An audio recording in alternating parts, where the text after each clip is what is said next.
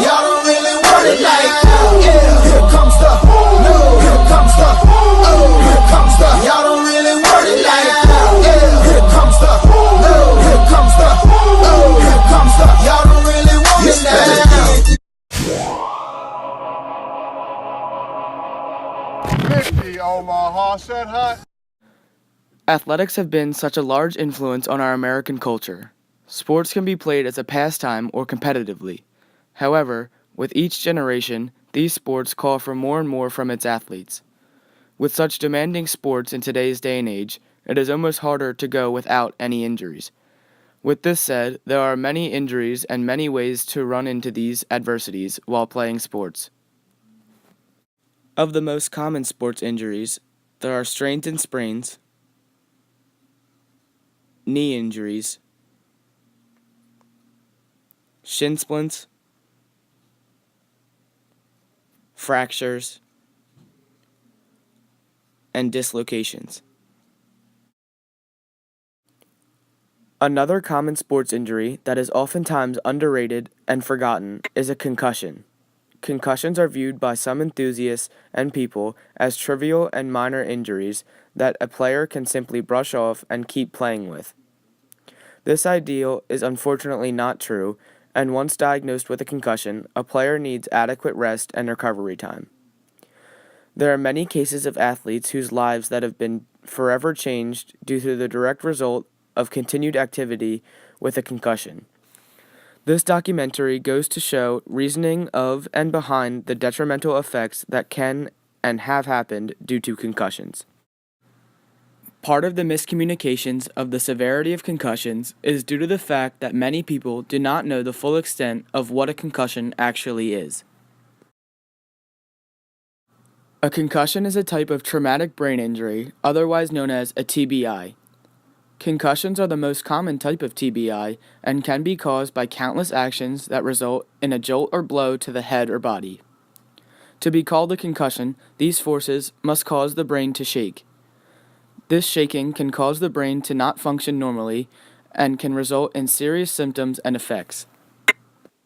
Just as there are various ways a person can receive a concussion, there is a plethora of symptoms that a person can forgo. Each person is unique, therefore the symptoms experienced can differ. However, the most frequent symptoms are headaches, nausea or vomiting, balance problems or dizziness, double or blurry vision, sensitivity to light, sensitivity to noise, and concentration or memory problems. Once any of these symptoms become evident, it is of utmost importance that the person be taken out and put on a strict timeline. To return to activity, the person must go through 5 steps or phases. Step 1 is to be symptom-free. Step 2 is to start a low-impact activity. Step 3 is to engage in an aerobic activity. Step 4 is to engage in a non-contact practice. And step 5 is to go into a full contact practice. Until all of these steps are complete, an athlete must not return to their sport or activity. Unfortunately, we do not live in a perfect world, and on occasion, symptoms may fall through cracks or people may deliberately choose to ignore them. Whatever the reasons may be, the effects of neglecting a concussion are no joking matter. In fact, in several instances, they have proven to be fatal. Such are the cases of both Derek Shiley and Rowan Stringer. Derek collapsed on the field after complaining of a headache to his coaches. Derek died just 6 days later at the age of 22. Rowan ignored several concussion symptoms before she suffered a major head injury that would later end her life. Stringer was only at the age of 17 when she died on May 12, 2013. Lastly is the case of Preston Plavredes.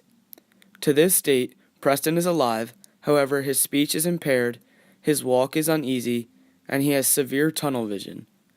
All of these long-term symptoms derive from his brain crashing against his skull in a football collision.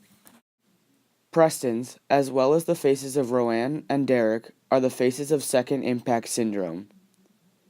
Second impact syndrome is a dreaded syndrome in which a second impact on top of an unhealed concussion causes blood vessels to fail and the brain to swell so violently that within days an athlete can end up in a wheelchair or even a coffin.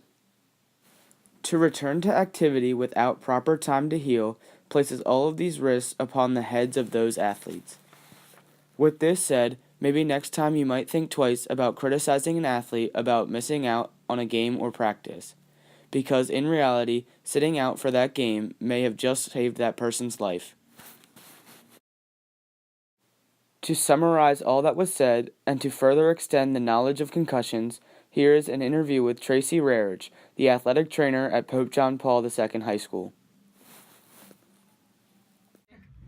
So, what is a concussion? So a concussion is anytime there is a blow to the head and you get symptoms after. So it could be a whiplash type of thing if you're in a car accident, back and forth.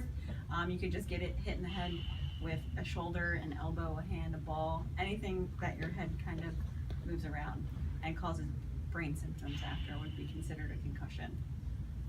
Okay. What are the symptoms or effects of a concussion? There are many symptoms of a concussion. It can go anywhere from a headache, blurry vision, double vision. You could have weird smells, weird tastes. You could have ringing in your ears. You can see floaters or flashes in your vision. You could feel nauseous or actually vomit. Mood swings, irritability, trouble sleeping, trouble staying awake, fatigue. It goes on and on. There's tons of them. What do you do if you notice someone with these symptoms? If you notice somebody that's having symptoms of a concussion, you want to make sure that person is not being physically active at that moment. When they're running around or being active, that brings more bleeding to the head, which you don't want, especially if they are having symptoms. They'll make the symptoms worse. So you want to make sure you tell that person to exclude physical activity. They have to get seen by a doctor. The doctor will evaluate them and then return them to their activity when they are completely healed from the concussion. Okay, and last but not least, what can happen if you neglect these symptoms? So the worst case scenario, if you neglect your concussion symptoms and continue to play, can lead to death. So there's a thing called second impact syndrome. It happens when somebody gets a concussion. They don't allow enough time for their brain to heal. They get hit in the head again, and that causes their brain to swell a lot, which can lead to death. So the worst case scenario is death. Best case, you might have symptoms that last longer than they typically would. So instead of having a headache for a week, you could have headache or trouble concentrating for months. Okay, thank you. You're welcome.